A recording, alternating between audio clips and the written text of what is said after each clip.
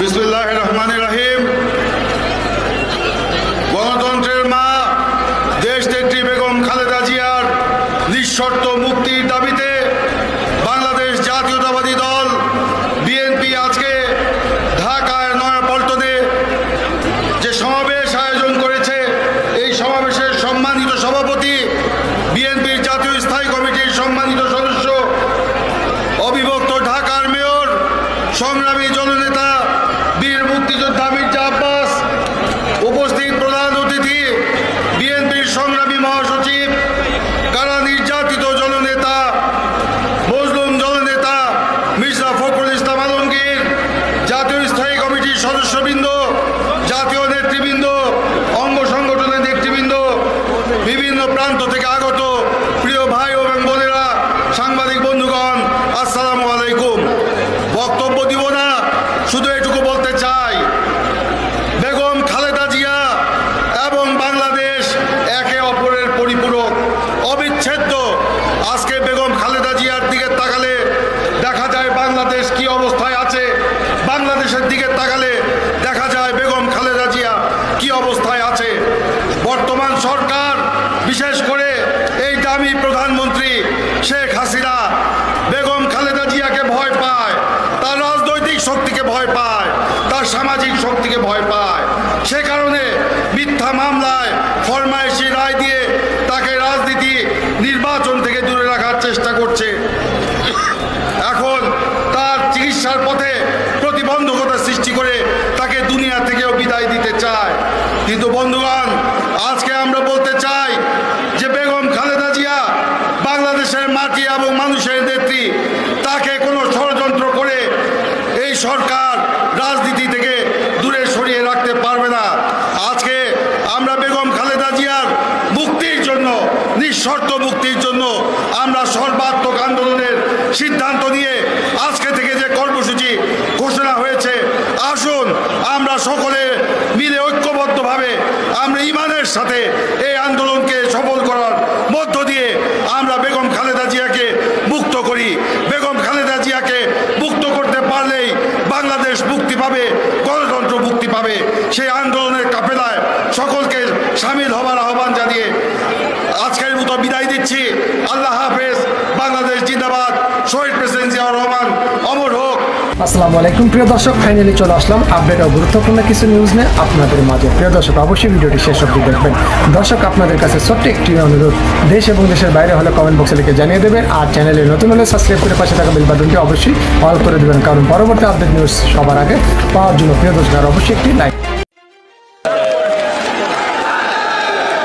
বিসমিল্লাহির রহমানির রহিম। বিএনপির চেয়ারপারসন, সাবেক প্রধানমন্ত্রী, মাদার অফ ডেমোক্রেসি, আপসহীন দেশনেত্রী বেগম খালেদা জিয়ার মুক্তি মিছিলে আজকে যারা অংশগ্রহণ করেছেন,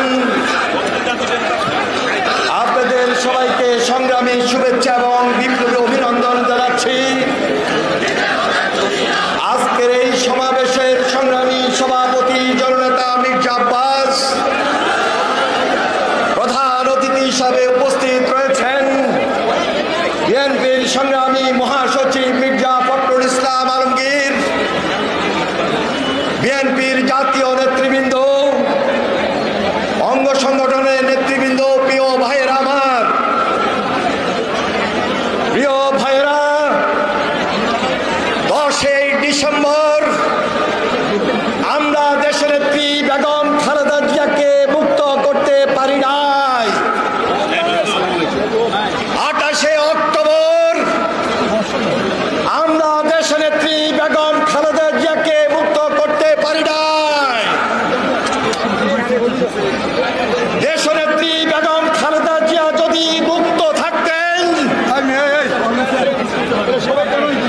এই বাংলাদেশের বুকের উপর দিয়ে ভারতীয় ট্রেন চলবে, এই চুক্তি বাংলাদেশে হতো না।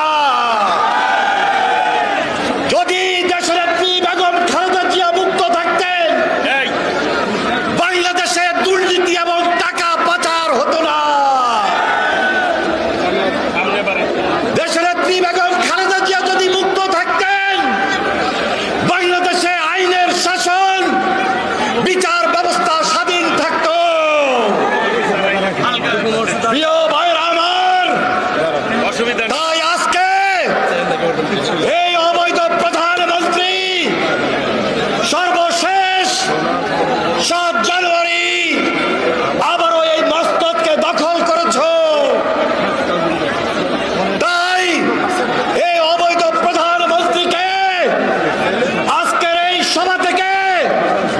আবারও মেসেজ দিতে চাই, হুঁশিয়ার করে দিতে চাই, এই বাংলার কোরআন আপসীন দেশনেত্রী বেগম খালেদা জিয়াকে অবিলম্বে মুক্তি দাও।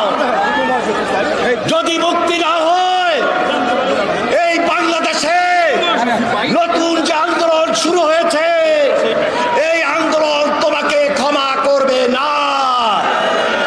তাই আজকে নতুন দীপ্তে নতুন অঙ্গীকারবদ্ধ হয়ে আমরা সেই স্লোগান আবারও দিতে চাই, মুক্তি মুক্তি মুক্তি চাই, মুক্তি মুক্তি মুক্তি চাই।